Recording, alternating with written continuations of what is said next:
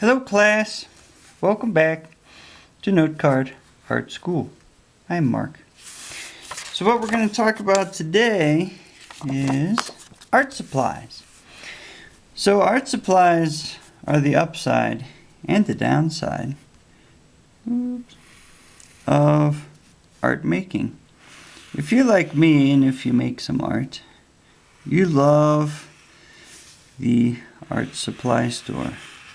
Art supply store. You love it because it's full of promise and hope. And it just looks like the potential to make beautiful things. But the downside of the art supply store, and I'm not knocking it because I go to it all the time. The downside though is it costs a lot of money.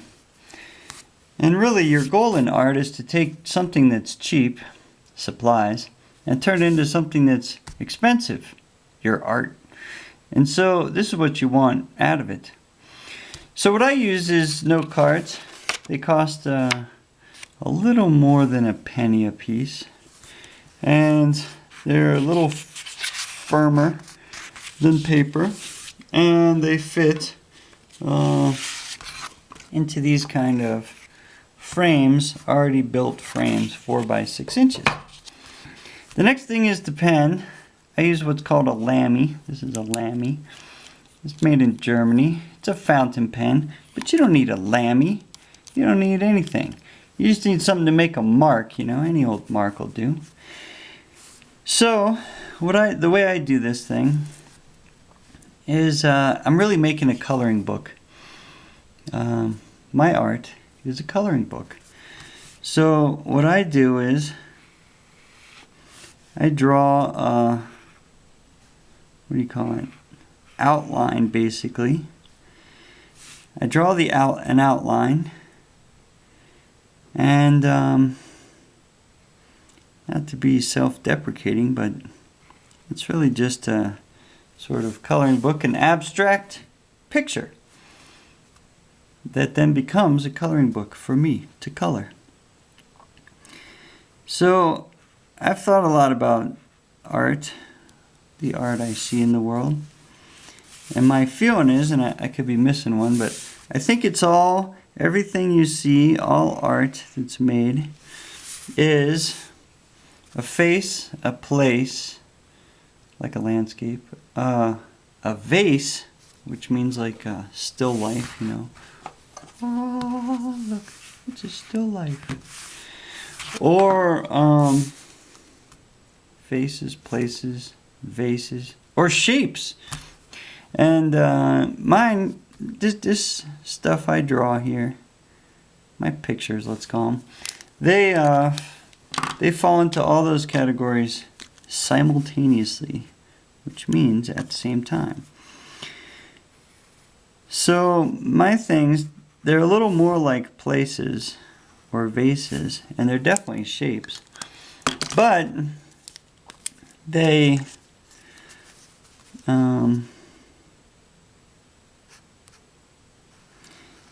could also be faces sometimes, or places. Did I say that already?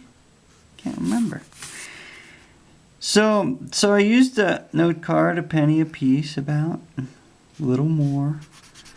And I used the Lamy, but the ink for the Lamy, I used this stuff called Noodlers. Looks like this. But that's just because that's what I figured out works for me. You could use plain old ink. You could use a big pen, really. You know what I mean? Ballpoint pen, I mean to say. And then to color it in, I use a Sharpie. Or what I call Sharpie. These guys make them too. Look, these guys. So you can get them in packs. I can't do the math off the top of my head how much they cost, but they're not a fortune.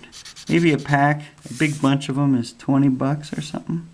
But it's still less than like tubes of paint and stuff. And canvases cost a fortune, even if you make them yourself. So that's part of the reason I ended up doing this stuff like this, is because I don't want to blow, $100 on a canvas and paint, and then you need space for it. And in the end, you know, you make one painting, it takes you a week, and it's not that good, or at least that's my experience. So instead, you use note card, and you just draw them up real lickety-split. And the good news is here, is you can finish one of these in, once you practice a little, in no time, really. Doesn't take but a moment. And so, and each time, you know, each time you make something, you make a little progress. You make a little progress. You discover who you are, what's inside your head. You find another place in your head with some stuff in it, with some pictures in it. And then each time you make one, you make some progress. And so when you get up to, like, I number mine so I know where I am. I'm at 471 of these things. Now I'll be honest with you, I've miscounted. I've doubled a couple times, put the same number on 2 of them. And I think just recently I skipped 10 because I wasn't paying attention, I guess. And that happens. But you get the ballpark idea. I'm on like 471. So here, we just finished one, you know. It didn't take long. And I learned something. I don't know. A few times I've suspended the red square on top of the black line, but not often. I've often done the cliff with a shelf. That's happened before. And boy, I love the trapezoid. He's a beautiful shape, isn't he?